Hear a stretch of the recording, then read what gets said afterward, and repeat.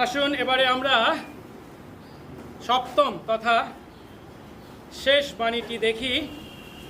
আবার আমরা লুকের সুসমাচারে ফিরে যাই। লুক 23 অধ্যায় আমরা দেখব 44 পদ থেকে 49 পদ। লুক 23 অধ্যায় 44 পদ থেকে 49 পদ। প্রভু তার বাক্যে বলেন, তখন বেলা অনুমান ষষ্ঠ ঘটিকা আর নবম ঘটিকা পর্যন্ত সমুদয় দেশ অন্ধকারময় হয়ে রইল, সূর্যের আরও রইল না, আর মন্দিরের তিরস্করণী মাঝামাঝি চিরিয়া গেল। আর যিশু উচ্চই রবে চিৎকার করিয়া কহিলেন, পিতো, তোমার হাতে আমার আত্মা সমর্পণ করি। এই বলে তিনি প্রাণত্যাগ করলেন।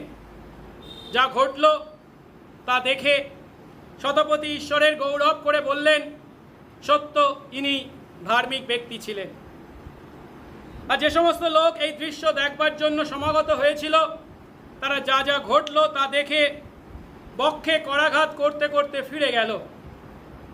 আর তাঁর পরিচিত সকলে এবং যে স্ত্রীলোকেরা তার সঙ্গে গালিল থেকে এসেছিল, তারা দূরে দাঁড়িয়ে এই সমস্ত দেখছিলেন। আমেন। বসি।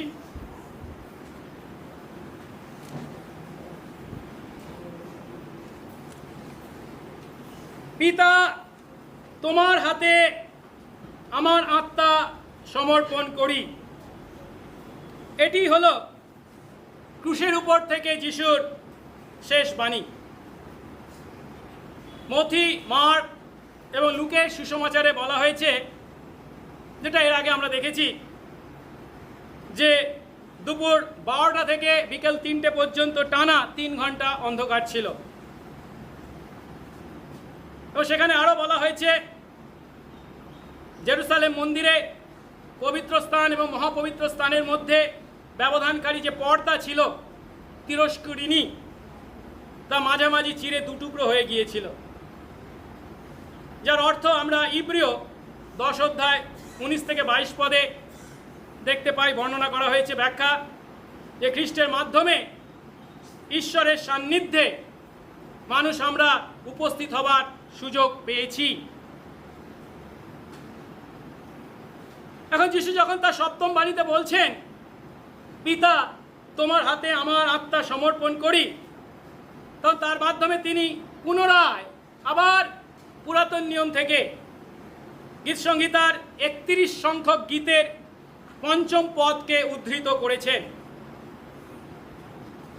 এই পিতা, তোমার হাতে আমার আত্মা সমর্পণ করি, এটা ছিল একটা প্রার্থনা, যা প্রত্যেক ইসরায়েলি রাত্রে বা সন্ধ্যায় তাদের প্রার্থনা ঈশ্বরের কাছে বলতো। অর্থাৎ এই রাতে আমি ঘুমাতে যাচ্ছি, কিন্তু যদি আমি মারাও যাই, যেন তোমার হাতে পৌঁছাই, তোমার হাতে আমার হাতটা সমর্পণ করছি। যাই হোক, ক্রুশের উপর যিশু যে স্বেচ্ছায় সেই মৃত্যু গ্রহণ করেছিলেন, কেউ জোর করে তার উপরে সেই মৃত্যু চাপিয়ে দেয়নি, বা ইহুদিদের চক্রান্তের ফলস্বরূপ, ষড়যন্ত্রের ফলস্বরূপ তিনি সেই মৃত্যুতে মরতে বাধ্য হয়েছিলেন, তা নয়। পরিবর্তে তিনি যখন বলছেন, পিতা, তোমার হাতে আমার আত্মা সমর্পণ করি, তার মানে কি, তিনি স্বেচ্ছায় সেই মৃত্যু গ্রহণ করেছেন, তার আপন ইচ্ছায়। এবং একটু আগে ষষ্ঠ বাণীতে তিনি বলেছেন, পিতা তাকে যে কাজ দিয়েছিলেন তা তিনি যেহেতু শেষ করেছেন, পিতার সঙ্গে তার সেই শান্তির সম্পর্ক পুনরায় স্থাপিত হয়েছে। এখন সময় হলো সেই পিতার কাছে ফিরে যাওয়ার। আর তাই তিনি সেই পিতার হাতে তার আত্মাকে সমর্পণ করার কথা বলছেন। এখন যেহেতু তিনি পিতার দ্বারা তার উপরে ন্যস্ত সেই কাজ সম্পন্ন করেছেন, যে জন্য তিনি এই পৃথিবীর মাটিতে জন্মগ্রহণ করেছেন এবং এই 33.5 বছরের জীবনযাপন করেছেন, তা যেহেতু সম্পন্ন করেছেন, এখন সময় এসেছে পিতার কাছে ফিরে যাওয়ার। এর আগে তার সমস্ত সন্তানদের পাপ যখন তার উপরে চাপানো হয়েছিল, তখন তাকে আমরা পৌলের ভাষায় এইভাবে বর্ণনা করতে পারি। 2 করিন্থী 5:21 যিনি বলছেন, যিনি পাপ জানতেন না তাকে তিনি, অর্থাৎ ঈশ্বর, তাকে মানে যিশুকে আমাদের জন্য পাপ স্বরূপ করলেন, যেন আমরা তার সন্তানরা যিশুতে ঈশ্বরের ধার্মিকতা স্বরূপ হই। এখন তা যখন পূর্ণ হয়েছে, অর্থাৎ তিনি আমাদের জন্য পাপ স্বরূপ হয়েছেন এবং তার দ্বারা আমাদেরকে ঈশ্বরের সামনে ধার্মিকতা স্বরূপ উপস্থিত করেছেন। সেই কারণে ঈশ্বর যদিও তার উপরে সমস্ত পাপ চাপানোর কারণে, ক্রোধ ঢেলে দেওয়ার কারণে কিছু সময়ের জন্য মুখ সরিয়ে রেখেছিলেন, এখন সময় হয়েছে তার প্রতি আবার মুখ ফেরানোর, যেহেতু সেই পিতার ইচ্ছা তিনি পূর্ণ করেছেন। চতুর্থ বাণীতে তিনি পিতাকে কি বলে সম্বোধন করেছিলেন? ঈশ্বর আমার, ঈশ্বর আমার। কিন্তু এখানে যেহেতু পিতা আবার তার প্রতি মুখ ফিরিয়েছেন, আবার তাকে কি বলে সম্বোধন করছেন? পিতা, তোমার হাতে আমার আত্মা সমর্পণ করি। সেই প্রথম বাণীতে যখন বলেছিলেন পিতা এদের ক্ষমা করো, এখানেও তিনি সেই পিতাতেই ফিরে এসেছেন। আবার পিতার সঙ্গে তার সম্পর্ক পুনরায় সংযুক্ত হয়েছে। এখন পিতা তাকে চিরকালের জন্য পরিত্যাগ করেননি আমাদের পাপ বহন করার জন্য, যদিও কিছু সময়ের জন্য বা কিছু মুহূর্তের জন্য তিনি তার পিতার থেকে বিচ্ছিন্ন হয়েছিলেন। এখন তিনি পুনরায় পিতার সঙ্গে সম্মিলিত হয়েছেন। তাই মৃত্যুর পূর্বে তার সেই শেষ বাণী উচ্চারণ করতে গিয়ে সেই প্রথম বাণীর ন্যায় তিনি বলছেন, পিতা, তোমার হাতে আমার আত্মা সমর্পণ করি। মথি এবং মার্কের সুসমাচারে বলা হয়েছে তার মৃত্যুকে বর্ণনা করতে গিয়ে তিনি উচ্চ রবে চিৎকার করে প্রাণত্যাগ করলেন। কিন্তু মথি ও মার্কে বলা হয়নি উচ্চ রবে তিনি কি বলেছিলেন। উচ্চ রবে চিৎকার করেছিলেন, কিন্তু কি বলেছিলেন সেটা কিন্তু মথি মার্ক বলেনি। কিন্তু লুকের সুসমাচারে বলা হচ্ছে উচ্চ রবে চিৎকার করে তিনি কি বললেন? পিতা, তোমার হাতে আমার আত্মা সমর্পণ করি। এখানেও যিশু 31 সংখ্যক গীতের 5ম পদকে উদ্ধৃত করেছেন। এই 31-এর গীতটাকে যদি আমরা একটু ভালো করে দেখি, তাহলে দেখতে পাই এখানে দাউদ একজন ধার্মিক ব্যক্তির দুঃখ ভোগের ছবিকে এঁকেছেন। এক পদে বলছেন, সেই দুঃখ ভোগের সময় সেই ধার্মিক ব্যক্তি ঈশ্বরের কাছে প্রার্থনায় কি বলছেন? আমাকে লজ্জিত হতে দিও না, আমাকে রক্ষা করো। 2 পদে বলছেন, আমার দিকে কর্ণপাত করো, আমাকে উদ্ধার করো। 4 পদে বলছেন, আমাকে সেই জাল থেকে উদ্ধার করো যা লোকে আমার জন্য গোপনে পেতেছে। 5 পদে বলছেন, আমি তোমার তোমার হাতে আমার আত্মা সমর্পণ করি। সদাপ্রভু, সত্যের ঈশ্বর, তুমি আমাকে মুক্ত করেছো। অর্থাৎ দাউদ এই গীতে সেই দুঃখ ভোগকারী ধার্মিক ব্যক্তিকে তুলে ধরেছেন। যে দুঃখ ভোগকারী ধার্মিক ব্যক্তিকে তুলে ধরেছেন, তার মধ্যে আমরা কাকে দেখতে পাচ্ছি? যিশু খ্রিস্টকে। প্রথম পদগুলিতে অর্থাৎ 1 থেকে 4 পদে উদ্ধার পাওয়ার জন্য প্রার্থনার কথা বলা হয়েছে, কিন্তু 5 পদে সেই প্রার্থনা গ্রাহ্য হওয়ায় তিনি বলছেন কি? তুমি আমাকে মুক্ত করেছো। তাই পিতার হাতে নিজের আত্মা সমর্পণ করার কথা গীত রচক উচ্চারণ করেছেন।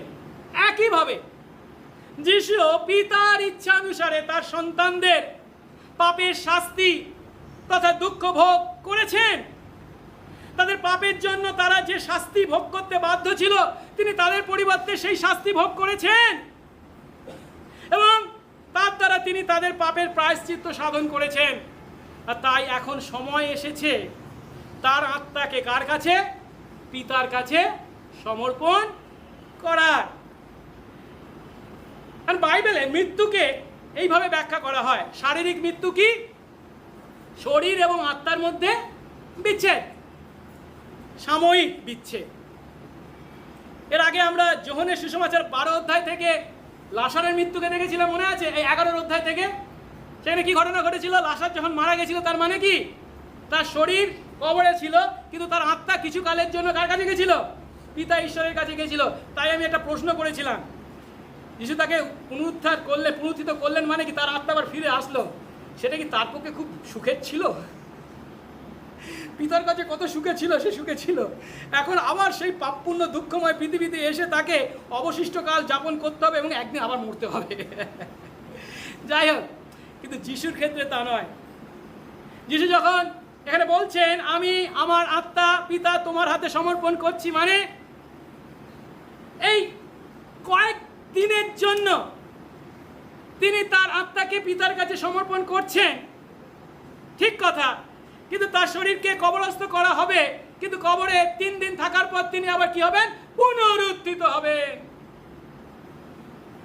আর তাই এখানে এখন সময় এসেছে তার আত্মাকে পিতার কাছে সমর্পণ করার। আর পিতা ঈশ্বর তিনি যেহেতু তার অর্থাৎ যিশুর দ্বারা সাধিত কাজে সন্তুষ্ট হয়েছেন, তার সেই কাজকে গ্রহণ করেছেন, তাই তিনি তাকে মুক্ত করতেও চলেছেন। তার প্রমাণ হিসাবে তার মৃত্যুর 3য় দিনে তাকে তিনি মৃতদের মধ্য থেকে তার দৈহিক পুনরুত্থান সাধন করতে চলেছেন। লক্ষ্য করার বিষয় হলো, যিশু এখানে তার আত্মাকে নিজে পিতার হাতে সমর্পণ করছে। এর অর্থ কি? কেউ যিশুর জীবন যিশুর কাছ থেকে কেড়ে নেয়নি।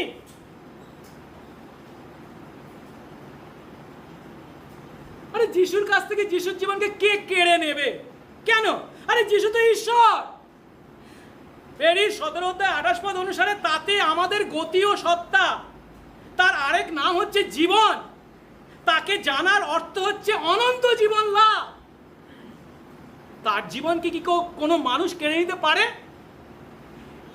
পিলাত তাকে তুলে দিয়েছিল সৈন্যদের হাতে, যারা তাকে ক্রুশে দিয়েছিল, মেরেছিল যদিও, সত্যি কথা, কিন্তু আসলে তারা মারেনি।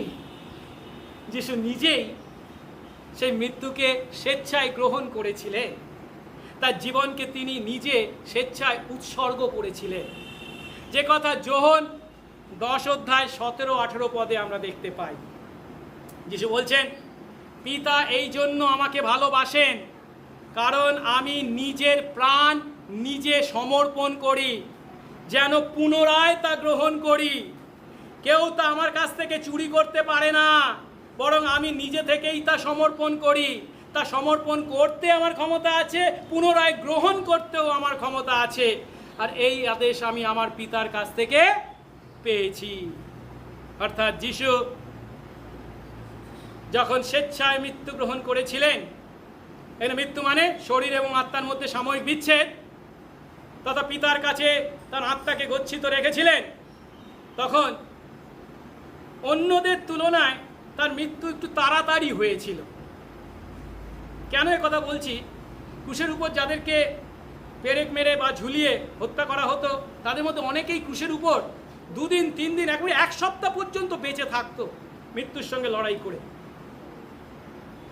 কিন্তু যোহনের সুসমাচার অনুসারে বলা হচ্ছে যে পরের দিন বিশ্রামবার, সূর্যাস্তের পরে বিশ্রামবার শুরু হয়ে যাবে, আর সেই দিনে ক্রুশে ঝুলিয়ে রাখা ঠিক নয়।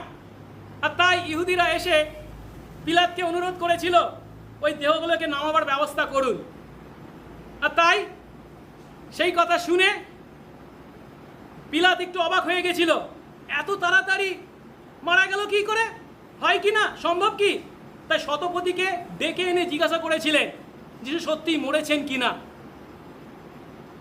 এখন যিশু যে সত্যি মারা গেছেন তার প্রমাণ হিসাবে যোহন 19 অধ্যায় 31 থেকে 37 পদে আমরা কি দেখতে পাই না, একজন সেনা এসে তার বুকে বর্ষা বিঁধেছিল।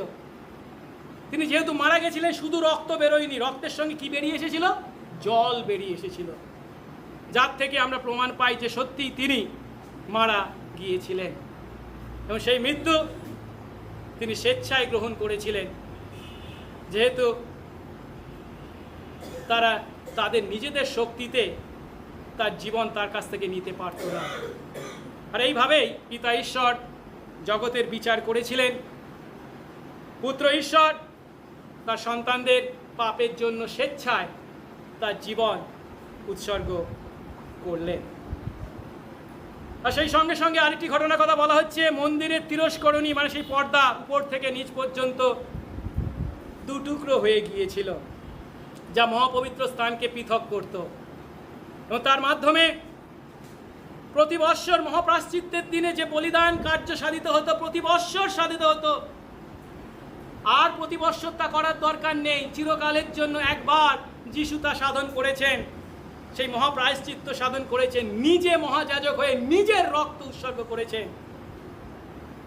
তাই ঈশ্বর এবং মানুষের মধ্যে সেই সম্পর্ক চিরকালের জন্য স্থাপিত হয়েছে, আর কোনো বলি উৎসর্গের প্রয়োজন নেই। চিরকালের জন্য তিনি একবারে সেই বলি উৎসর্গ করেছেন। আর একটা কথা বলা হয়েছে, সেদিন তা দেখে শতপতি স্বীকারোক্তি করছেন ইনি সত্যি ঈশ্বরের পুত্র ছিলেন বা এই ব্যক্তি ধার্মিক ছিলেন। এর আগে দেখেছিলাম দস্যুদের মধ্যে একজন বলেছিল, আমরা তো ন্যায়সঙ্গত দণ্ড পাচ্ছি, কারণ যা যা করেছি তারই সমুচিত ফল পাচ্ছি, কিন্তু ইনি অপকার্য কিছুই করেননি। দস্যু যেমন তার পক্ষে সাক্ষ্য দিয়েছিল, এখানে শতপতিও তার পক্ষে সাক্ষ্য দিল। একই ধরনের সাক্ষ্য আমরা পিতরকেও দেখতে, স্টিফানকেও দিতে দেখি, পৌলকেও দিতে দেখি। আর আজ সেই সাক্ষ্য দেওয়ার জন্য সুযোগ পেয়েছি আমরা, যতজন সেই প্রভু যিশুতে বিশ্বাস করেছি, পরিত্রাণ পেয়েছি, যেন তার পক্ষে সেই সাক্ষ্য দিই। তিনি সেই পবিত্র ব্যক্তি, ঈশ্বরের পবিত্র ব্যক্তি, তিনি স্বয়ং ঈশ্বর, যিনি আমার পাপের জন্য ক্রুশের উপর পূর্ণ প্রায়শ্চিত্ত সাধন করেছেন। তাতে বিশ্বাসে আমি আমার পাপের ক্ষমা পেয়ে তার সন্তান হয়েছি, অনন্ত জীবন পেয়েছি, স্বর্গে যাবার নিশ্চয়তা লাভ করেছি। শেষ করব তিনটে বিষয় বলে। একটা হচ্ছে, যিশুর এই ক্রুশ আমাদেরকে তিনটে সত্য দেখিয়ে দেয়। প্রথম সত্যটা হলো আমাদের পাপ কতখানি মারাত্মক, এবং এই মারাত্মক পাপের একমাত্র সমাধান হলো, আরোগ্য হলো যিশুর ক্রুশ। সেই ক্রুশ ছাড়া আমাদের সেই গুরুতর পাপের আর কোনো সমাধান ছিল না। আর তাই ঈশ্বর বাধ্য হয়েছিলেন তার পুত্রকে আমাদের পরিবর্তে সেই ক্রুশের উপর বলি হিসাবে উৎসর্গ করতে। কারণ শেষ পর্যন্ত যা যিশুকে সেই ক্রুশের কাছে পাঠিয়েছিল, তা জিহুদার লোভ ছিল না, যাজকদের শত্রুতাও ছিল না, পিলাতের ভীরুতাও ছিল না, কিন্তু কি যিশুকে ক্রুশে চাপিয়েছিল কি? আমার আপনার পাপ, লোভ, শত্রুতা, ভয় এবং অন্যান্য পাপ। এই সমস্ত পাপের শাস্তি বহন করতেই যিশু ভালোবেসে তার দয়ায় এই সিদ্ধান্ত নিয়েছিলেন যেন আমাদের থেকে সেই সমস্ত শাস্তি দূর হয় যা আমরা পেতে বাধ্য ছিলাম। তাই খ্রিস্টের ক্রুশের দিকে তাকিয়ে আমরা কখনো আমাদের নিজেদের জন্য লজ্জা অনুভব না করে থাকতে পারি না। ক্রুশ ছাড়া পৃথিবীর সর্বত্র উদাসীনতা, স্বার্থপরতা ও আত্মতুষ্টিতে পরিপূর্ণ। তাই যখন আমরা এই সত্য উপলব্ধি করি, আমরা আত্মধার্মিকতা, আত্মতৃপ্তি করার কোনো সুযোগ পাই না। তার পরিবর্তে সেই খ্রিস্ট যিশুতে আস্থা স্থাপন করা কতখানি জরুরি তা উপলব্ধি করি। দ্বিতীয় যে সত্য, ঈশ্বরের প্রেম কতখানি বিস্ময়কর, এতখানি বিস্ময়কর যে আমরা তা আয়ত্ত করতে পারি না। ঈশ্বর নীরবে আমাদের পাপের পরিণামের কাছে সমর্পণ করতে পারতেন, আমাদের অপরাধের ফল ভোগ করতে এবং আমাদের পাপে বিনষ্ট হতে তিনি আমাদের ছেড়ে দিতে পারতেন, কিন্তু তিনি তা করেননি, কারণ তিনি আমাদের ভালোবাসলেন এবং তিনি যীশু খ্রিস্টেতে আমাদের কাছে উপস্থিত হলেন। তিনি ক্রুশে পরিত্যক্ত হবার বেদনা পর্যন্ত আমাদের পরিবর্তে ভোগ করলেন, যেখানে তিনি আমাদের পাপ, অপরাধ, শাস্তি ও মৃত্যু বহন করলেন। এমন প্রেম দেখেও যদি আমাদের হৃদয় আন্দোলিত না হয়, তাহলে বুঝতে হবে আমাদের হৃদয় কতখানি কঠিন, পাথরময়। এ হলো প্রেমের থেকেও মহত্তর বিষয়। তাই বাইবেলে একে অনুগ্রহ বলা হয়, গ্রেস, যার অর্থ অযোগ্য হলেও তাদের প্রতি ঈশ্বরের প্রেম প্রদর্শন। ঈশ্বরের এই অনুগ্রহমূলক ভালোবাসাকে আমরা কখনো আয়ত্ত করতে পারি না, অসম্ভব। সেই প্রেমের গভীরতা উপলব্ধি করতে পৌল যেমন ইচ্ছা করেছিলেন, ঈশ্বর যেন আমাদেরকেও সেই একই ইচ্ছা দেন। আর তৃতীয় বিষয়টি হলো খ্রিস্টের পরিত্রাণ আমাদেরকে বিনামূল্যে গ্রহণ করতে হবে। খ্রিস্টের কাছ থেকে পাপ থেকে পরিত্রাণ পাওয়ার জন্য তার পরিবর্তে আমরা তাকে কিছু দিতে পারি না। তিনি তার জীবন রক্তের মূল্য দিয়ে আমাদেরকে ক্রয় করেছেন। আর তার জন্য আমাদেরকে কি মূল্য দিতে হবে? কিছুই না, যেহেতু তিনি দাবি করেছেন কি সমাপ্ত হলো, তাই আমাদের আর কিছু দেওয়ার প্রয়োজন নেই। তার মানে এই নয় যে আমরা পাপ করার লাইসেন্স পেয়ে বসে আছি, আমরা যত খুশি পাপ করতে পারি, না। ঈশ্বর সর্বদা আমাদের ক্ষমা করতে প্রস্তুত। তা যদি উপলব্ধি করে থাকি, তাহলে খ্রিস্টের সেই একই ক্রুশ যা বিনামূল্যে আমাদের পরিত্রাণের ভিত্তি, তা একই সঙ্গে আমাদেরকে পবিত্র জীবনযাপন করতে সব থেকে শক্তিশালী উৎসাহ দানকারী বিষয়। তাই যখন নতুন জীবন শুরু হয়, আমরা আমাদের ক্রুশের পদতলে নম্র হতে বাধ্য হই। আমরা ভালোবাসার কারণে আমাদের পরিবর্তে তার মৃত্যুকে স্বীকার করে তাকে ধন্যবাদ দিতে বাধ্য হই এবং তার কাছ থেকে বিনামূল্যে পাওয়া সেই ক্ষমা গ্রহণ করে আমরা তার প্রতি কৃতজ্ঞতায় জীবনযাপন করি। আমরা যে পরিত্রাণ অর্জন করতে পারতাম না, আমরা যে পরিত্রাণে কিছুই তাকে সাহায্য করতে পারতাম না, তবুও সেই পরিত্রাণ তিনি বিনামূল্যে আমাদেরকে দিয়েছেন। যখন উপলব্ধি করি, তখন আমরাও পৌলের মতো নির্দ্বিধায় কি বলি? আমরা ক্রুশে হত খ্রিস্টকে প্রচার করি, যিনি ইহুদিদের কাছে বিঘ্ন, পরজাতিদের কাছে মূর্খতা স্বরূপ। কিন্তু যতজন আমরা বিশ্বাস করি, তাদের কাছে হলো ঈশ্বরের পরাক্রম, ক্ষমতা। সেই ক্রুশ আমাদেরকে আমাদের পাপ থেকে উদ্ধার করেছে।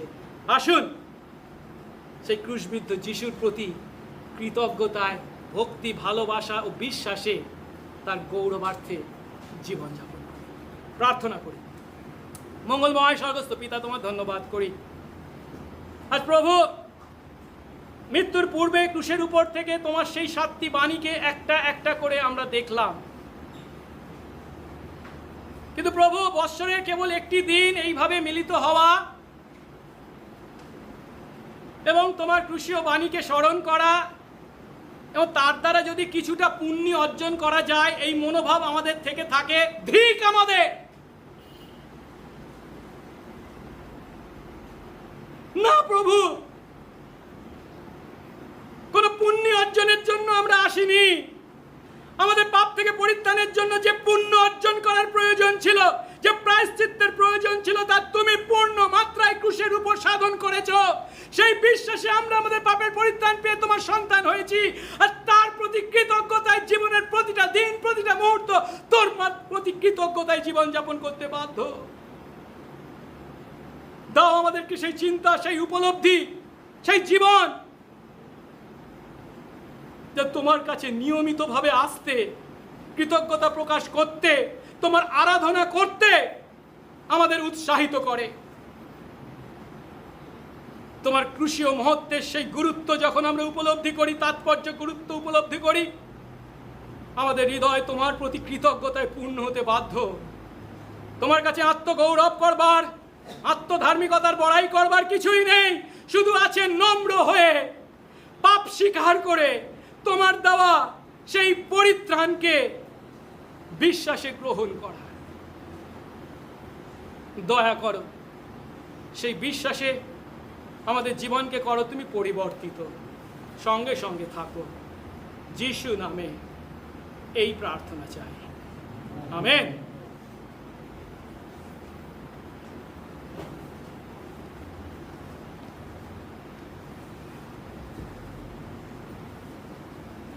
শেষ গান করব আমরা, যিশু আশ্রয় গিরি হে, লুকাও আমায় তোমাতে। ইংরাজি 63 সংখ্যার গান, পেজ নাম্বার 138।